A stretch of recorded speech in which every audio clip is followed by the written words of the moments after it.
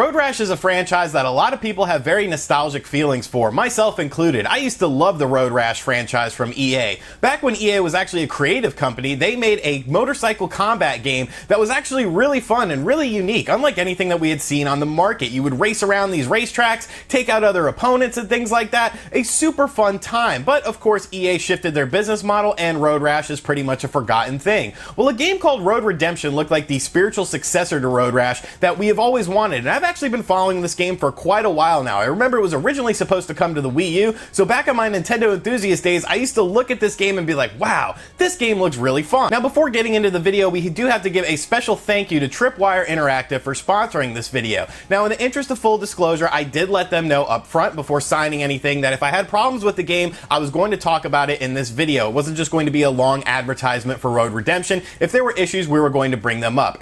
Now, if you're interested in picking up this game, there's actually a link in the description box down below where you can get more information on it and go to the appropriate eShop or Steam or PSN to pick up this game. It also will be coming out on Xbox One very soon as well. So is Road Redemption the spiritual successor to Road Rash that we've all been waiting for? Sit back, relax, make sure you subscribe to the channel, and let's check out Road Redemption. Hey, RGT 85. Hey, Sean. Oh my God, it's Stevie Richards!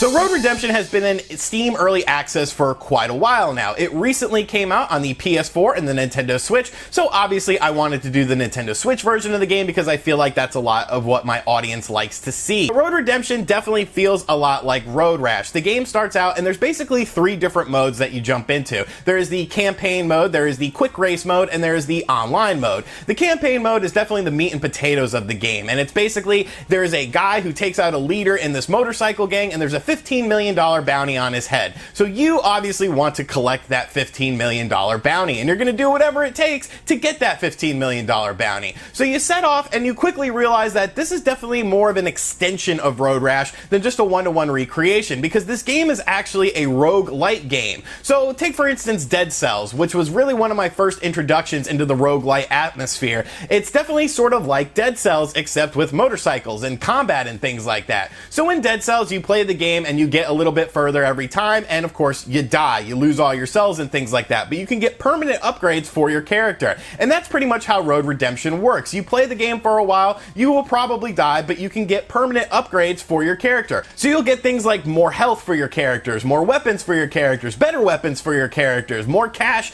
earned at the end of every race or event. So that's actually pretty cool. I actually like that take on it, because it's not something you're going to sit down, you're going to just breeze through the campaign the first time you play it and then sort of be done with it, because the game gets progressively harder as you go along. It adds in more elements and things like that in the environments and the races themselves, because it's not just races that you're doing. Yes, races is a part of one of the things you do. You have to finish in the top 3 in order to advance, but there's also things like you have to take out a certain amount of enemies, you have to avoid the cops, you have to beat a certain area in a time trial thing. And the cool part is it's all randomly generated, so every time you play it, it's a different experience. If you played it one time through the campaign and you got a race the first time, it doesn't mean you're going to get a race the next time you play it. You might get a time trial, or you might get where you have to take out a certain amount of enemies. There's also boss battles in the game as well. So I like that. It feels very fresh and it makes things very fun. Now, as far as the game itself is concerned, the gameplay, because that's what really matters in this game, I would say it's pretty solid with a few minor complaints. Now, of course, this is a combat racing game,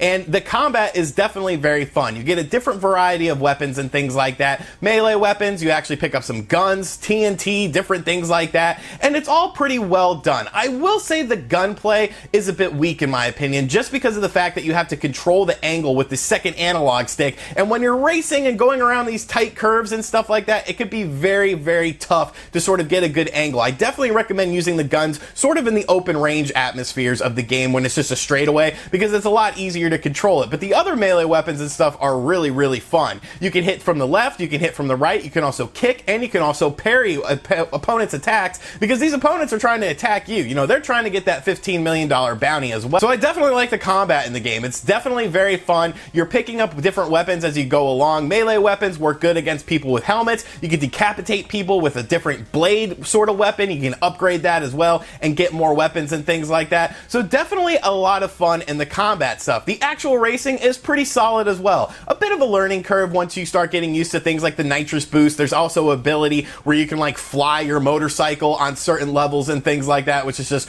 really crazy, but it's definitely a bit of a learning curve. But once you get used to how the controls work in the game, it does feel very fun and fluid. Now there's a bunch of different motorcycles you can unlock. There's a bunch of different characters you can unlock as well, all of which have different abilities, and some of them are stronger in certain areas than other characters, so it really makes for a good time. There's a lot to explore in the game as well. And actually Shovel Knight is in the game as well. You have to run through the campaign twice though, and I have not been able to do that yet, so I have not unlocked Shovel Knight. But all in all, the campaign is pretty solid, I feel. You know, it's definitely fun. The rogue elements definitely keep you coming back because you want to unlock more stuff. You want to make your characters better. You want to have them have more health at the start so that you can get further into the game. And I think the randomization of the events really makes for a good time. It really keeps you on your toes because you never know quite what to expect next. Now, there is one thing I do want to mention, is that sometimes when playing the game, there's an occasional sort of hiccup in the frame rate, and I've never really been able to replicate it. Sometimes it happens when there's a lot of people on screen.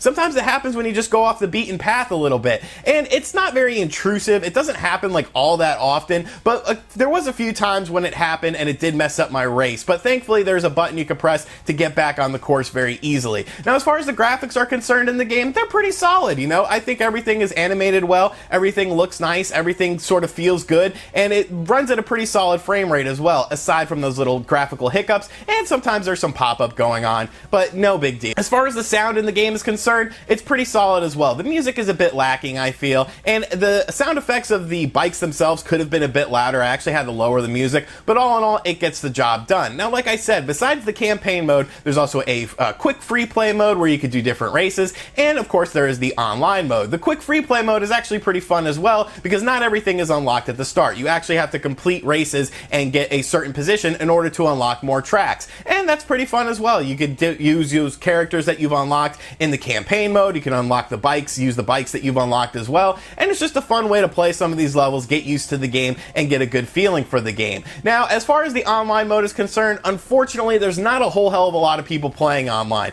but there is something interesting. So if you play the online mode and you wait for the countdown to go down, you can actually play the online mode by yourself, and you won't be racing against anyone, so you automatically finish in first place and you get XP. So it's a good way to level up, but I definitely hope that more people hop onto the online stuff. There's also local co-op that you could do in the campaign or on the quick races, so you could build up different teams and battle things out. Now, as far as my complaints were concerned, I've pretty much gone over them. I feel like the gun control is a bit loose, and I definitely don't like that little hiccup that happens from time to time. I don't know if that's just exclusive to the Nintendo Switch version of the game, but they are adding in more content to the game, which leads me to believe that there will be subsequent patches to the game as well. They're actually doing a crossover with another game that they've released called Killing Floor 2, which came out on the PS4 and Steam. I believe it also may have come out on the Xbox One as well. But basically, there's going to be two new riders from Killing Floor 2 universe that will be added into Road Redemption, Hans Volter and DJ Scully, and Killing Floor 2 players can get the wielding Road Redeemer from Road Redemption in their game as well. So obviously, if they're doing stuff like this, starting in December, there's going to be subsequent patches to the game, so hopefully they'll be able to fix those little minor issues. But I was definitely a bit worried about this game with the long development life cycle and them offering to do a sponsored video. I was thinking, you know, maybe this game didn't turn out all that great, and it was going to be a bit disappointing to me. But honestly, it's a fun game. It's very, very solid. If you have fond memories of Road Rash and you miss those sort of vehicle combat-based racing games,